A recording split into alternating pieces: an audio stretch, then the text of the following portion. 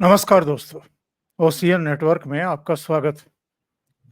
खबरें तो शुरू में ये आई थी कि राहुल गांधी की अमेरिका की यात्रा 8 से लेकर के 10 सितंबर तक है, लेकिन वापसी उनकी भारत में हुई 16 सितंबर को। तो 10 से फिर 16 सितंबर तक कहाँ रहे, इसके बारे में कोई जानकारी नहीं है। 8 तारीख को जब पहुंचे थे तब भी मीडिया के सामने थे, 9 को भी मीडिया के सामने थे, 10 को भी मीडिया के सामने थे। लेकिन बाद के जो 5 दिन बीच के लगा लीजिए और 1 दिन तो यात्रा का हम मान करके चलते हैं, तो 5 दिन कहाँ थे, इस बात की कोई जानकारी नहीं है। किससे मिल रहे थे? क्या बात कर रहे थे? क्या कोई नई टूल किट पर बातचीत हो रही थी, जैसा कि अतीत में भी तमाम तरह की चीज़ें सामने आती रही हैं? और जो पश्चिम में बैठी हुई ताकतें हैं, जिनके साथ इनका नाम जोड़ा जाता है कि उनके इशारे पर ही ये मोदी विरोध के नाम पर भारत विरोध पर उतर आते हैं, तो क्या उनसे कोई मुलाकातें हैं? पिछली बार भी जब ये अमेरिका गए थे, तब बहुत तेज चर्चाएं थी कि व्हाइट हाउस में भी ये कुछ लोगों से जाकर के मिले थे और चर्चाएं तो यहाँ तक हैं कि डीप स्टेट के साथ भी इनकी बैठकें होती हैं। वास्तु स्थिति क्या है, ये तो वो जानते हैं, या जो ये चर्चाएं चल रही हैं इनका जहाँ से ओरिजिन है वो जानते हैं। लेकिन जिस तरह की बयानबाजी इन्होंने अमेरिका के अपने इस दौरे में भी की हैं, उससे अच्छे-अच्छे हिल गए हैं। और मैं आपको एक ऑडियो के ज़रिए बताना चाहता हूँ कि लोगों की इनके बारे में अब राय किस तरह की बन रही है। ये ऑडियो मैं थोड़ी देर में सुनवाता हूँ आपको। लेकिन अमेरिका से लौटने के बाद भी वहाँ भारत की इमेज को डैमेज करने के बाद, भारत आने के बाद भी अभी तक वो मीडिया के सामने आए नहीं हैं। तो राहुल गांधी कहाँ मुँह छुपाए बैठे हैं और क्यों छुपे बैठे हैं? सामने क्यों नहीं आ रहे हैं? हाँ, उनकी पार्टी के कुछ नेता कुछ-कुछ करते हुए दिखाई दे रहे हैं, जैसे अजय माकन ने रवनीत सिंह बिट्टू और कुछ दूसरे लोगों के खिलाफ एफआईआर दर्ज कराने के लिए एप्लीकेशन दी है दिल्ली पुलिस में कि साहब उन्होंने राहुल गांधी को आतंकवादी कहा है, देश का सबसे बड़ा टेररिस्ट कह दिया है।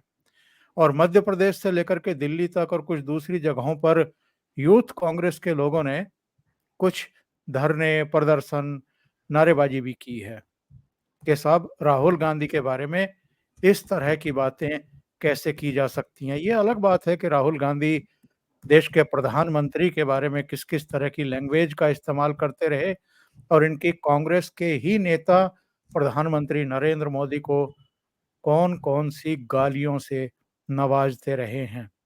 आज उसकी भी हम वानगी लेंगे इस कार्यक्रम में, लेकिन पहले सीधे जुड़ लेते हैं अभिषेक तिवारी जी के साथ।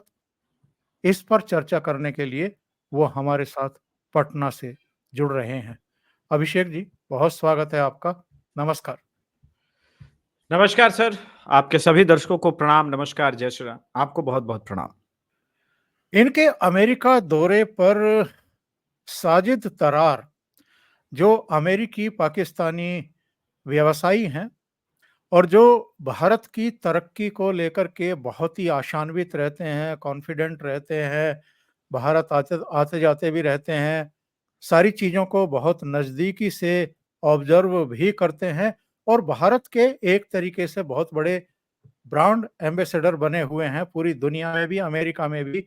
और पाकिस्तान के चैनलों से भी वो जुड़ कर के भारत की तारीफ़ करते रहते हैं कि नरेंद्र मोदी के नेतृत्व में भारत ने किस तरीके से तरक्की की है और दुनिया में अपना एक मान-सम्मान और स्थान बना लिया है। उन साजिद तरार की पाकिस्तान के ही एक यूट्यूबर कमर के साथ बातचीत हो रही थी और कमर से बातचीत करते हुए उन्होंने इनकी सिखों पर जो टिप्पणी थी कि साहब भारत में वो कड़ा पहन करके, पगड़ी पहन करके गुरुद्वारे जाने की उनको छूट नहीं है, उस पर टिप्पणी कर रहे थे। इसको ज़रा सुन लेते हैं अभिषेक जी, फिर चर्चा को ठीक, आगे बढ़ा ठीक, ठीक। कहा था मैं समझता था कि ये इनकी मैंने कुछ स्पीचें सुनी जिसपे मुझे थोड़ा सा शक था। इन्होंने लोकसभा के अंदर कुछ स्पीचें मैंने इनकी सुनी है वहां पे, मुझे थोड़ा डाउट था इनकी ज़हनी हालत पे या इनकी नशो-नुमा पे, वो मैं समझता। लेकिन यहाँ जो आके जो स्टेटमेंटें दे रहे हैं और बिलखसूस वो जो शर्मा साहब है, जो जर्नलिस्ट जिनके ऊपर ऑलमोस्ट तशद्दुद टाइप इन्होंने किया है, जिससे उनका फोन छीन लिया गया था, उससे मैं बिल्कुल इनको समझता हूँ। जो इन्होंने वो खासकर सिखों के हवाले से स्टेटमेंट दे दी, फिर जमहूरियत के बारे में स्टेटमेंट दे दी, मुझे मैच्योर नहीं लग रहे। मुझे ये बड़ा एक तशवीशनाक चीज नजर आ रही है कि एक बहुत बड़ी पार्टी है कांग्रेस भारत के अंदर, और उसको उसके ये हेड है, और बल्कि ना इनका टाइटल ये है कि ही इज अपोजिशन लीडर। और अगर ये अपोजिशन, चीमा साहब, अगर अपोजिशन लीडर की सूरत हाल ये है कि वो अपने घर की डर्टी लॉन्ड्री जाके दुनिया के सामने धोने की कोशिश कर रहा है, वो डैमेज कर रहे हैं भारत के नाम को। जबकि दूसरी साइड में देखा जाए, जब बड़ी मेच्योर स्टेटमेंट दी है डॉक्टर जयशंकर साहब ने, उन्होंने स्टेटमेंट दी है कि world has to rethink, world is thinking about the new image of India. और मैं एग्री करूंगा उससे। जिस तरीके से भारतीय डायस्पोरा, भारतीय टेक्नोक्रेट्स पूरी दुनिया पे ग्रो कर रहे हैं, world has to think to change the image of India. लेकिन अब राहुल गांधी साहब जिस तरह की पिक्चर पेश कर रहे हैं, अफसोस, बहुत सख्त अफसोस। मेरे जहन मुझे बहुत तकलीफ हुई उनकी ये बातें सुन के कि उन्होंने एंटी इंडियन बातें की आके वाशिंगटन डीसी के अंदर। बिल्कुल अच्छा मायूब लगता है कि आप किसी फॉरेन कंट्री में जाके और अपोजिशन लीडर हो आप, और आप एक बहुत बड़ी पार्टी को हेड कर रहे हो। हालांकि आपके नाम के साथ गांधी ना होता तो आप शायद कहीं छोले बेच रहे होते इंडिया में, लेकिन ये कि आप उसका फायदा गलत उठा रहे हैं, गलत फायदा उठा रहे हैं। वो गांधी डायनेस्टी, मैं आपको देख के तो मेरी नजर से गांधी साहब की जो है वो इज्जत कम होती जा रही है। Is a huge leader, is a pillar, और आप इस तरह की स्टेटमेंट दे रहे हैं, इमेच्योर स्टेटमेंट। और एक वो जो जर्नलिस्ट के ऊपर तशद्दुद आप ऑलमोस्ट कर रहे हैं, आपकी पार्टी के आपके लोग। बहुत अफसोस हुआ। फिर अगले दिन आपने सिखों की जो दिल आजारी की है कि वो कड़ा नहीं पहन सकते, वो पग नहीं पहन सकते, वो गुरुद्वारे नहीं। और यार देखो तो सही, उनका आर्मी चीफ सदा सिख होता है यार, कैसी बातें कर रहे हो। मैंने खुद का, मैं साल में 2 दफा जाता हूँ, 3 दफा भारत, और मैं हर फील्ड के अंदर मैंने देखा है कि सिख जो है, they are part of the main fabric. They are America के अंदर उनका हमारा तरनजीत संधू साहब यहाँ पे एम्बेसडर थे यार इंडिया के, वेरी मेच्योर पर्सन। कि how dare you say that कि सिखों के हालात वहां पे ये। मैं तो इससे बिल्कुल डिसएग्री करूंगा। He has damaged the image of India. Matter of fact, किसी को चाहिए कि इनकी काउंसलिंग करें, अच्छा नहीं है। किसी सीनियर कांग्रेस, इनकी वालदा भी जिंदा, उनको चाहिए इनको बिठा के समझाएं, बेटा जी ये क्या पप्पू जी कर रहे हो यार। पप्पू को चॉकलेट चाकलेट लेके दें, कुछ शायद पता नहीं क्या क्या बात है, उनको कोई मसला बना है। उन्होंने बड़े टफ जाती की है। जो यहाँ पे जो 2-4 खबरें चल रही हैं, एलिगेशन है, अभी तक कंफर्म नहीं है, लेकिन अगर ये खबरें ठीक है, मैंने उनकी बातें सुनी, वो तो मेच्योर नहीं। वो जो जर्नलिस्ट वाला है, वो वाकया उसकी इन्वेस्टिगेशन होनी चाहिए मेरे ख्याल में। इट्स अ क्रिमिनल एक्ट कि आप किसी का फोन छीन लें आप किसी से, और उसको उसकी मर्जी के खिलाफ आप उसको होल्ड करके बैठे रहें, और उसको फिर आप उससे सारा कुछ अरेज कराएं। That's a criminal offence. Freedom of speech के जरिए उसका आप उसको इस तरह नहीं कर सकते हो, खासकर दिस इज अमेरिका। ये कोई मेरा मकसद मंडी बहुदिन तो नहीं ना चीमा साहब कि तुसी बुला के दो चंडा मार के फोन खोलो किसी। This is not fair, it's not fair at all. बुखार खा राहुल गांधी स्टैचर, अपना नाम लास्ट चेंज, पप्पू जी को चाहिए लास्ट टाइम चेंज करें। गांधी के नाम को खराब कर रहे हैं, इंडिया के नाम को खराब कर रहे हैं चीमा साहब। बिल्कुल सही है तार साहब। ये ऑब्जर्वेशन किसी और के नहीं है साहब, पाकिस्तानी अमेरिकन बिजनेसमैन के हैं, और वो कह रहे हैं कि ये भारत की इमेज को डैमेज करते हैं जब भी अमेरिका या लंदन जाते हैं। बेहद गंभीर एलिगेशन है, और सिखों को लेकर के जो टिप्पणियां की हैं उसके बाद से तो वो दिखाई नहीं दिए हैं साहब। एयरपोर्ट पर भी उनकी शक्ल दिखाई नहीं दी, बस गाड़ी में सीधे बैठे और उसके बाद से गायब हैं। ये अच्छी बात है कि एक पाकिस्तानी अमेरिकन बिजनेसमैन इस प्रकार की सेंसिबल बातें कर रहा है। किंतु भारत में देखिए, अब रवनीत सिंह बिट्टू जी ने जो कहा है उसके ऊपर मैं बाद में आऊंगा। भारत में जो अपने आप को इंटेलेक्चुअल मानते हैं, बौद्धिक रूप से जिनकी रीच है, जो क्षमता है, उन्होंने तो राहुल गांधी का पुरजोर विरोध नहीं किया। यूएस में डीप स्टेट का जो बैठा हुआ सिपे सलार है पन्नू, उसने खुल के राहुल गांधी के स्टेटमेंट को इंडोर्स किया और पंजाब कांग्रेस इसके समर्थन में उतरी, राहुल गांधी के बयान के समर्थन में उतरी। प्रगट सिंह भी उनके समर्थन में उतरे। हॉकी के बड़े प्लेयर रहे, नामी प्लेयर रहे, कप्तान रहे भारत की, इतना मान सम्मान दिया भारतवासियों ने। बहरहाल पंजाब में बीजेपी तो सत्ता में है नहीं, पंजाब में तो आम आदमी पार्टी सत्ता में। आम आदमी पार्टी के नेताओं को उत्तर देना चाहिए था। अब भारत के किस कोने में नीतीश कुमार जी पिछले कई वर्षों से जिस प्रकार से पटना साहिब में गुरु गोविंद सिंह जी साहब की जयंती मनती है और पूरे भारत से लोग आते हैं और सिखों को अपने घरों में हिंदू रखते हैं, तो मैं तो सिखों से चाहता था कि इस बात पर कंडेम करें। क्या किसी बिहारी ने, वो जब बाहर से आए, यूएस से, यूके से, कहीं से भी आए, मिसबिहेव किया? बिहार की धरती के तो बहुत महत्वपूर्ण हिस्सा है गुरु गोविंद सिंह साहब, जो उनके 10वें गुरु हैं। हम सब उनका कितना रिगार्ड करते हैं। उनके तलवार पर जो तलवार की मुठ होती है, उसके ऊपर नाम क्या था? माता। सनातन धर्म की परंपरा प्रतिष्ठा को वो लोग समझते थे। हिंदू अपना बड़ा बेटा दिया तो सिख बने। हिंदू से ही सिख जो निकला, उसके लिए कोई प्रॉफिट नहीं है। आज जिस मंसूबे को पाले हुए डीप स्टेट है और उसके साथ जिस प्रकार की उसके सुर में सुर मिला के बातें हो रही है, व्हाइट हाउस के ऑफिशियल्स से मिले, और हम सब जानते हैं कि व्हाइट हाउस के ऑफिशियल्स विपक्षी नेता से कम कम मिलते हैं। वो तो कहिए कि आज ट्रंप साहब का बयान आ गया है कि जैसे ही वो राष्ट्रपति बनेंगे, सबसे पहला वो नरेंद्र मोदी से विजिट करेंगे इंडिया और नरेंद्र मोदी से मुलाकात करेंगे। एक है सेगमेंट जो नरेंद्र मोदी जी के 240 आने के बाद लगातार कम करना चाहता है, भारत को डिस्टेबल करना चाहता है। मणिपुर में निमका के क्या रिलेशन है यूएस से, हमें पता नहीं, और ड्रोन हवा में उड़ रहा था। अब आता हूं एक और बात पर, रवनीत सिंह बिट्टू जी ने क्या कहा। मैं उनके बात को इंडोर्स करूं या ना करूं, मैं कौन होता हूं, या उनकी बात का समर्थन करूं या ना करूं, किंतु सर बौद्धिक आतंकवाद क्या है, इसको अब परिभाषित करने की आवश्यकता है। आप समाज को खुलेआम जातियों में विभाजित करने का काम करेंगे, जिससे संभवतः दंगा फसाद हो सकता है। आप मणिपुर में जब सब ठीक ठाक हो रहा था, तब एक बार फिर से विजिट किए, और जैसे मैंने कहा कि निमका, उसके बाद फिर से अनरेस्ट होता है, तो डॉट्स तो कनेक्ट हो रहे हैं। आप यूएस में जाकर के एक पत्रकार के साथ मारपीट करेंगे, तो ये किसी सभ्य इंसान वाले तो हरकतें है नहीं। वैसे भी मुझे टाइट टी शर्ट वालों से थोड़ा सा भय लगता है, ये जो, और खास करके यूएस रिटर्न हो जाए, यूएसए से संपर्क वाले हो जाएं, तो टाइट टी शर्ट, यूएस से नोबेल प्राइज टाइप का प्राइज प्राप्त करने वाले, इन लोगों से मुझे बहुत भय लगता है। दुनिया में इस प्रकार की जो चीजें हैं, हरकतें जिस प्रकार से हो रही हैं, वो बहुत खतरनाक है। अब प्रश्न ये है कि रवनीत सिंह बिट्टू जी पर आपको मिर्ची लगी, तो उतनी ही मिर्ची तो तब लगनी चाहिए थी ना, जब ये वाल में जाकर के प्रधानमंत्री जी के जबरदस्ती गले लग के नाटक कर रहे थे। जब ये चौकीदार चोर है, ये अपने आप को बता रहे हैं सब, ये कह रहे थे कि वो दिन दूर नहीं कि जनता डंडे मारेगी और एक आदमी चप्पल फेंक देता है।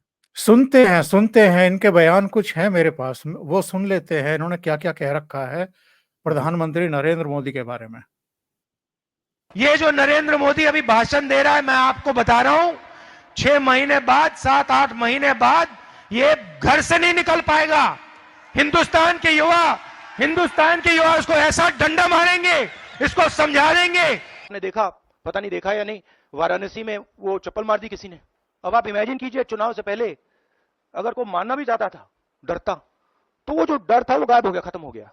और ये प्रोवोक नहीं प्रॉब्लम्स हैं, इनकी पार्टी में प्रॉब्लम्स हैं, इनके पेरेंट ऑर्गेनाइजेशन में इश्यूज हैं। तो मेरा कहना है कि जो नरेंद्र मोदी का जो कॉन्सेप्ट था उसको ऑपोजिशन ने डिमोलिश कर दिया, खत्म कर दिया है। उसको आप 56 इंच की छाती कहें, उसको आप डर कहें, उसको आप मतलब जो बिग नरेंद्र मोदी जी की जो इमेज थी उसको फाड़ दिया हमने। 1 मिनट पॉज कीजिएगा सर, इंपॉर्टेंट बात बोलना चाहता हूं यहां पर। कांग्रेस परिवार और भारत का प्रधानमंत्री, इंदिरा गांधी जी का एसिनेशन हो या राजीव गांधी जी का या जिस प्रकार से शास्त्री जी का एसिनेशन हो, भारत के 3 प्रधानमंत्री जी का एसिनेशन हो गया। और जहां पर पंजाब में भी मोदी जी के इसको रोका गया था, वहां पे आर्टिलरी, पाकिस्तानी आर्टिलरी मात्र 16 किलोमीटर की दूरी पर थी। और ऐसे में जब ये बात तथाकथित लीडर ऑफ अपोजिशन जब ये कहते हैं, तो ये प्रोवोकेटिव बयान नहीं है।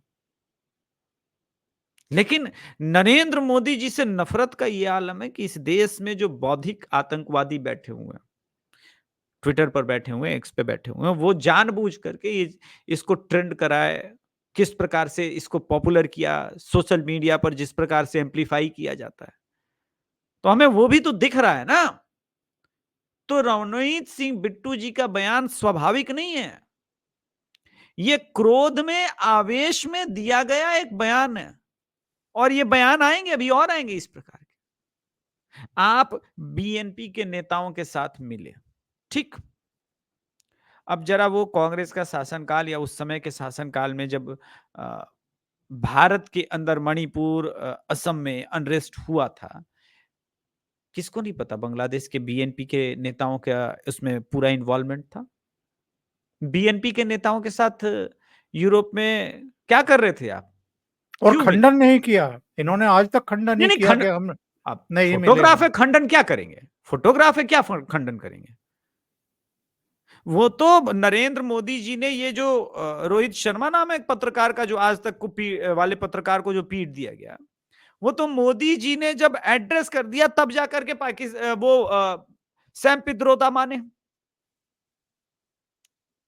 गौरी लंकेश की हत्या पर हुआ करके रोने वाले सारे सीआर, रंगे सीआर जो है खान मार्केट गैंग के पत्रकार, वो एक पत्रकार के साथ दिन दहाड़े मॉब लिंचिंग का प्रयास किया गया राहुल गांधी की टीम के द्वारा। है कोई मजाल जो एक शब्द बोल दे? अच्छा, अब दिन दहाड़े मॉब लिंचिंग कौन करता है सर? अच्छा इंसान तो नहीं करता ना। मॉब लिंचिंग कौन करता है? गुंडा, क्रिमिनल, इसी टाइप के लोग करते हैं ना। नेता करा रहा है अगर, और उसमें नेता करवा रहे हैं, जो भी इन्वॉल्व रहा हो, तो यह अपराध नहीं है।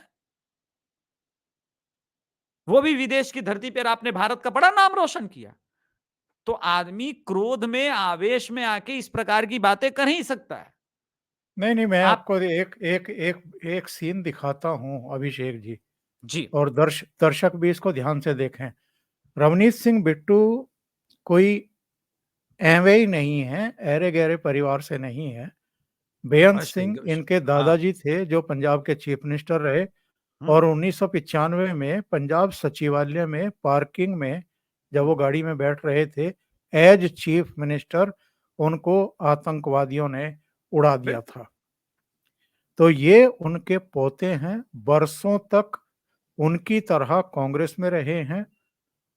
लोकसभा चुनाव से पहले भारतीय जनता पार्टी में आए, भारतीय जनता पार्टी के टिकट पर चुनाव लड़े, नहीं जीत पाए, तो मोदी जी ने उनको राज्यसभा में भेजा और अपनी कैबिनेट में भी सम्मान दिया। सिखों के प्रति नरेंद्र मोदी का जो सम्मान का भाव है, इससे पता भी चलता है। लेकिन लगातार कांग्रेस पार्टी रवनीत सिंह बिट्टू को सदन के भीतर भी उकसाने का काम करती रही है। इसी का मैं एक वीडियो प्ले करता हूं दर्शकों के लिए। ये चरणजीत चन्नी है, जो 3-4 महीने के लिए मुख्यमंत्री बने थे पंजाब के। कैप्टन अमरिंदर सिंह को हटा करके बनाए गए थे। वो किस तरीके से उलझ रहे हैं रवनीत सिंह बिट्टू से, केंद्रीय मंत्री से, जरा देखिए। आपके पिताजी शहीद हुए थे, माननीय सदस्य, लेकिन मैं आपको कह दूं वो उस दिन नहीं मरे थे, वो उस दिन मरे जिस दिन आपने कांग्रेस को छोड़ा। उन्होंने मेरा नाम लिया। मेरे दादाजी सरदार बेअंत सिंह जी उन्होंने कुर्बानी देश के लिए दी, कांग्रेस के लिए नहीं दी, देश के लिए दी। और ये इस चन्नी की ये अपनी जायदाद पूछे इनको, ये आप गरीबी की बात कर रहे हैं? अगर सारे पंजाब से सबसे अमीर आदमी ये ना हो और सबसे करप्ट ना हो, मैं अपना नाम बदल। ये पार्लियामेंट के भीतर की झड़प हुई थी चन्नी के और जी, बिट्टू के जी। बीच में, और इसके बाद राहुल गांधी इशारे करते हुए दिखाई दिए थे बिट्टू की क्या- तरफ कि आ जाओ आगे, आ जाओ, हम्म, गैलरी में निकल आओ, गैलरी में तो निकलो, हाँ। हम देख लेंगे। हम्म। यानी राहुल गांधी ने रवनीत सिंह बिट्टू के भारतीय जनता पार्टी ज्वाइन करने और केंद्र में मंत्री बनने को अपना निजी अपमान और प्रतिष्ठा बना करके सदन के भीतर ही उनको अपमानित करने की कोशिश की थी। तो ये जो मामला है, ये एक्चुअल में केवल इतना भर नहीं है कि रवनीत सिंह बिट्टू ने क्या कहा है, और खरगे की चिट्ठी के बाद जो प्रधानमंत्री को लिखी है उन्होंने, उसके बाद इनका एक और वीडियो आया है, उसका ऑडियो मैं आपको सुनवाता हूं कि रवनीत सिंह बिट्टू ने क्या कहा है। खड़गे साहब, टेररिस्ट किसको कहा जाता है? जो टेररिस्ट की बात एंडोर्स करे, जो टेररिज्म को प्रमोट करे। अब जब पन्नू और राहुल गांधी, मेरा मतलब टेररिस्ट कहने का ये है भी, जब पन्नू और राहुल गांधी एक दूसरे की बात, एक दूसरे को एंडोर्स कर रहे हैं, एक दूसरे की वाह कर रहे हैं, तो और क्या होगा जी? और उसे क्या कहा जाएगा ये बताओ भी। राहुल जी पन्नू वाली बात बोल रहे हैं, पन्नू जी राहुल वाली बात बोल रहे हैं, तो इसमें फर्क कहां रह जाता है? खड़गे साहब, ये बात पे आप अपनी स्थिति और कांग्रेस पार्टी स्पष्ट करे। यानी देखिए, बिट्टू ने फिर से साफ गेंद उछाल दी उन्हीं के पाले में कि नहीं, साफ नहीं, कर दो। बिल्कुल ठीक बात कही है। मैं वही एग्जैक्टली बात कह रहा था ओमकार सर, कि पन्नू जिस प्रकार से जो कुछ भी उस दिन कहा, उसकी बात को इंडोर्स कर रहा है। बीएनपी के लीडर मिल रहे हैं, पाकिस्तानी मूल के जो फंडामेंटलिस्ट हैं, जो एंटी इंडिया माइंडसेट की हिजाब वाली लड़की है, वो राहुल गांधी के साथ क्या कर रही थी?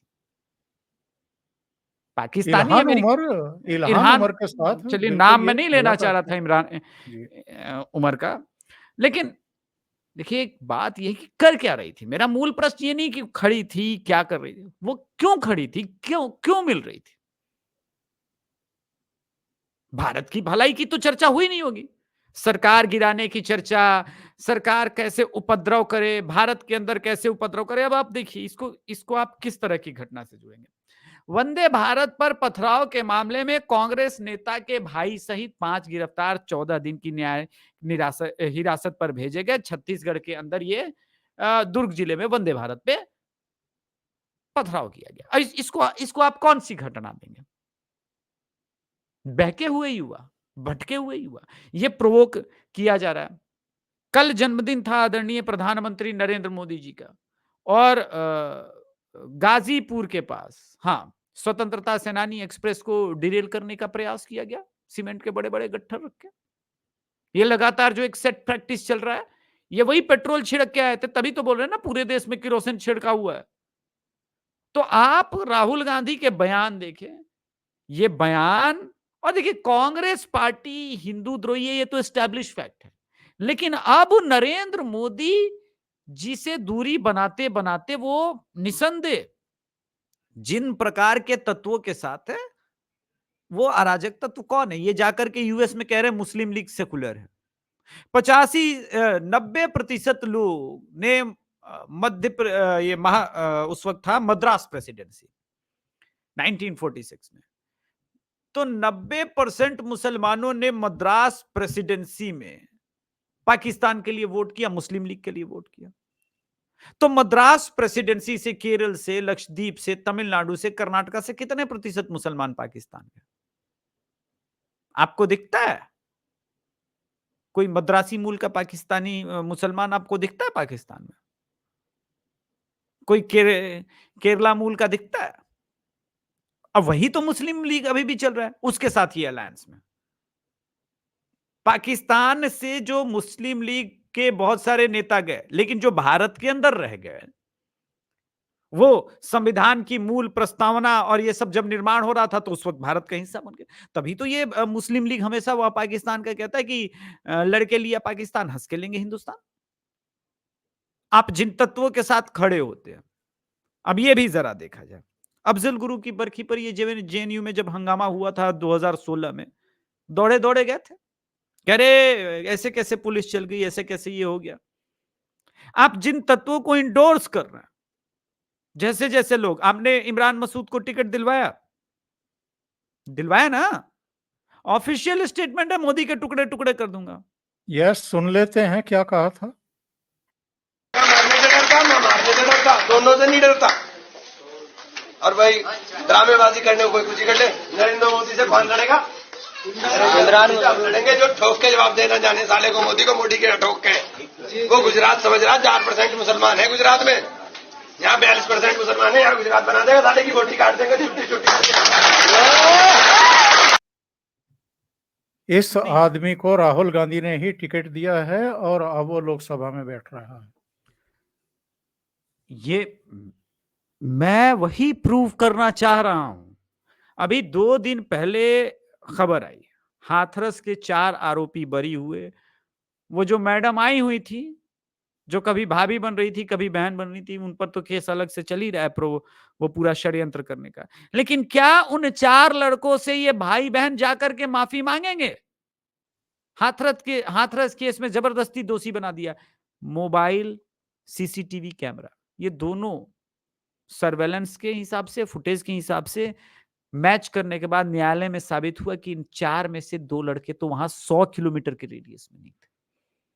और ये देखो प्रियंका कैसे गले मिल रही थी उससे। हाँ, ये फर्जी यही औरत है।